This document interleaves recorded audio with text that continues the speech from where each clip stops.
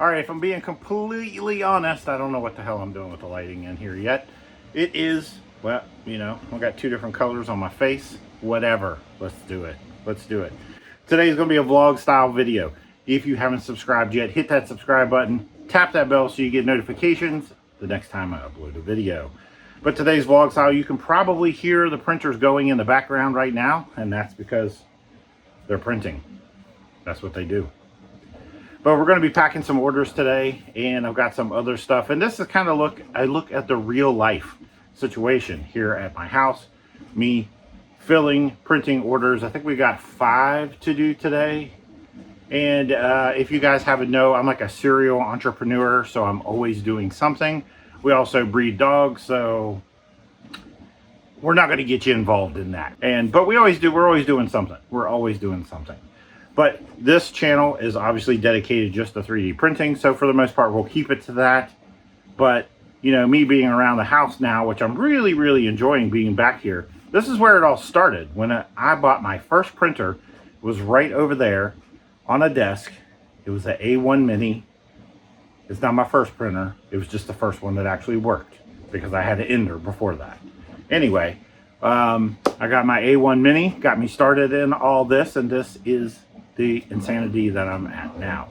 All right, let's get going. First one we got to do, you know, this was a customer that ordered a cup holder that I make.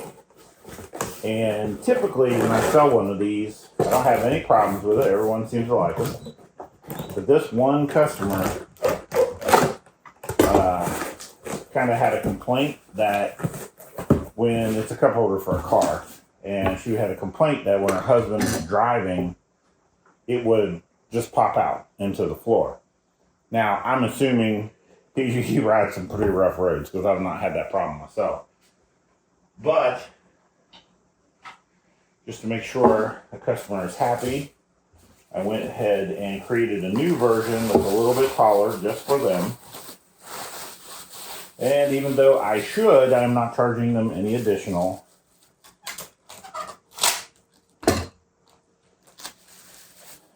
I mean, I'm kind of early in this process, and I don't know. I just feel like I'm better off having some initial very happy customers, get some positive reviews. That's one thing I've had a hard time with. I've sold a ton on Amazon, but unfortunately, it hasn't resulted in a lot of reviews, which is a pain. That one I've got to do a special label for, unfortunately. I told my wife I needed to build a workbench in there. And then when I was shooting a video, I used her kitchen table. And it worked out really well. And I'm like, I don't need to build a workbench. And she's like, why? I'm like, I'll just use your kitchen table. She's like, put down a blanket. I'm like, are you serious? You want to put down a blanket for a video? Yeah, I'm going to post a YouTube video with a blanket down. Seriously? No, I'm not going to put a blanket down. We're going to do it raw. But no, this space works out pretty good. Plus, you know, I don't know. I think I'm really enjoying like sharing what is, you know, my life. Like I'm in my kitchen right now. And I think a lot of 3D print people have like a designated area. You know, I know a couple of guys that have like dedicated spaces, obviously, but lots of them are just in a room in their house. But they dress it up like it's some factory or some shit. You know what I mean? And I'm like, no, I think a better approach is just a raw, hey, this is it. Hey, I'm trying to shoot a video here. You want to keep your mouth shut? Sheesh. But, no, I think I like the raw approach. The like, boom, this is my life. This is where I'm at. I'm in my kitchen right now. If I wanted a glass of milk, I could go right there and get it. Except for I think I'm out of milk. Yeah, I think I'm out of milk. Got to pick some up when I go out today. All right, guys. As many of you guys know, I shut my Etsy down. It had not been doing anything. It was so dead that after a couple of months of getting charged the renewal fee on all those items, I was just like, you know what? I think we're done here. Well, the weird part is I closed down the Etsy. I just kind of let eBay be. You know what I mean? Like I wasn't doing anything with it, but I wasn't trying to shut it down either. And, you know, so you get a little sale here and there. I guess that's all right.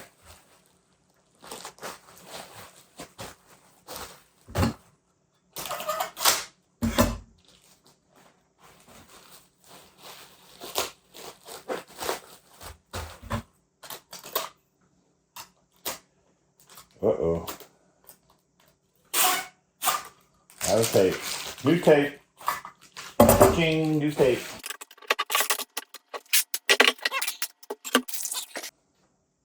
Fix a pain point. That's all you gotta do. That's so weird. This product right here. I was telling somebody the other day, they were asking about how my sales have been doing. I said they're doing pretty good. You know, and they asked all what it is that I'm selling, and typically I don't discuss what I'm selling, especially on YouTube. But, you know, they asked about how things were going with sales. I say, good, I'm only selling one item. And they're like, what? I'm like, yeah, I got this one item that sells really well. And unfortunately, I know I have to find another one. Like, this is not going to last forever. We're going to run out of people that need this item. But I guess until that happens, we're just going to keep chugging along. But honestly, I need to find another product. Like, this product does well for me. But I need to take the time to develop more products.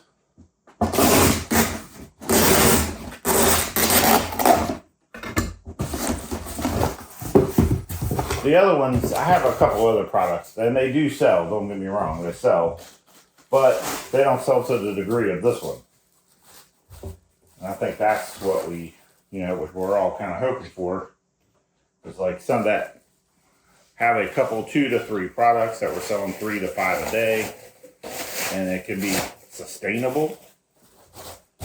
Oh, that's the dream. Of course, that in itself would be tough for me to maintain at this moment with just the number of printers I have.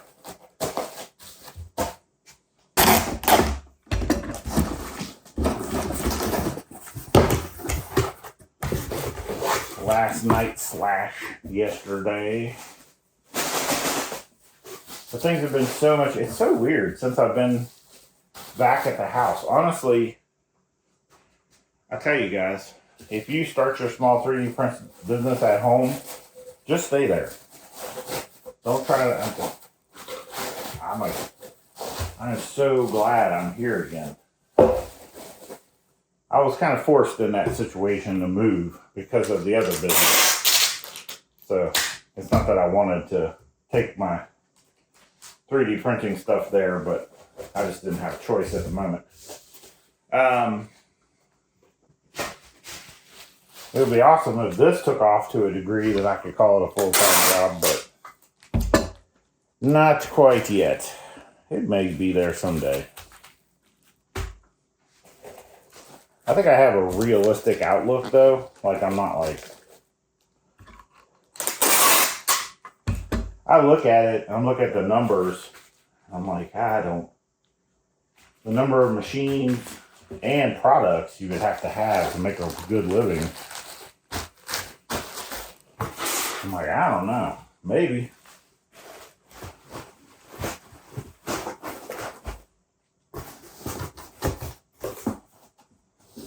If I do like 3 to 5 a day, and I do have some days where I just don't sell any. But my typical is like 3 to 5 a day. And I don't know. I guess I'll have to look after a period and see what kind of earnings that is. The profitability is there. I mean, as far as the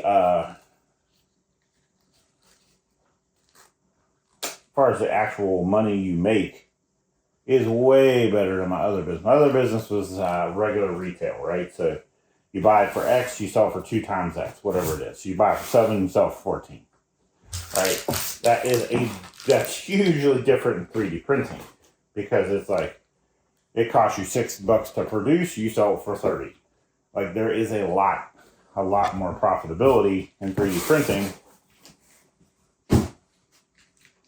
I guess that just depends on the product, obviously, but in my case, that's what it is. So what that means in the long run is that I don't have to sell as much product with 3D printing as I did in retail. If I'm only making 50% in the retail business, I need to sell a lot more to make money.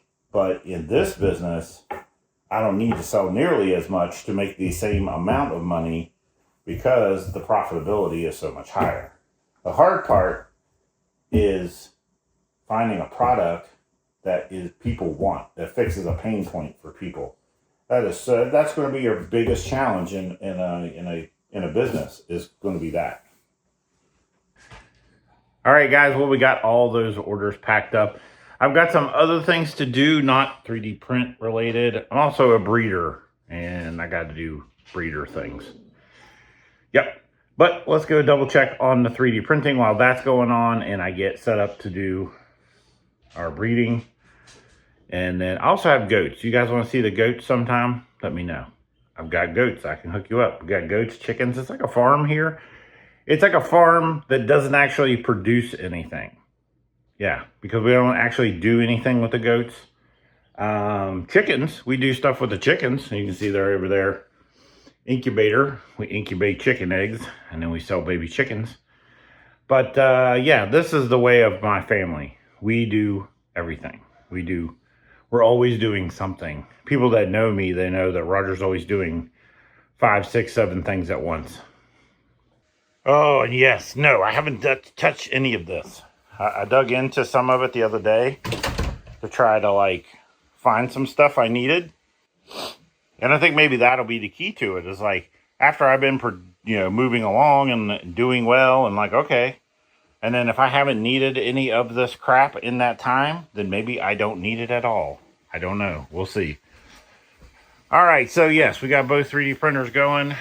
X1C, the A1. We've got another pending A1 coming soon, where I planned on putting it right on top here. And I probably will. I may move the Polyphemus over to my desk. Put it right beside that printer. I think that might be where I store it. I don't know. I kind of like it there. It's kind of handy. Plus it has filament ports 1, 2, 3 in the front, 1, 2, 3 in the back. And I think there's 2 more additional out of the back. That way you can feed the filament straight out of this into your machine. Trust me, when you see the review of this, man, it's amazing. I love it. I have been working on that review for a couple days. I'm trying to do like a top-notch review, not just, hey, look, man, get it out of the box. Like trying to, do a good quality good quality review on it. We'll see how that goes, but so far I feel like it's all right. I feel like it's doing all right. Actually, let me show you something real quick. Hold on. All right, so here's just one of the B-roll sections.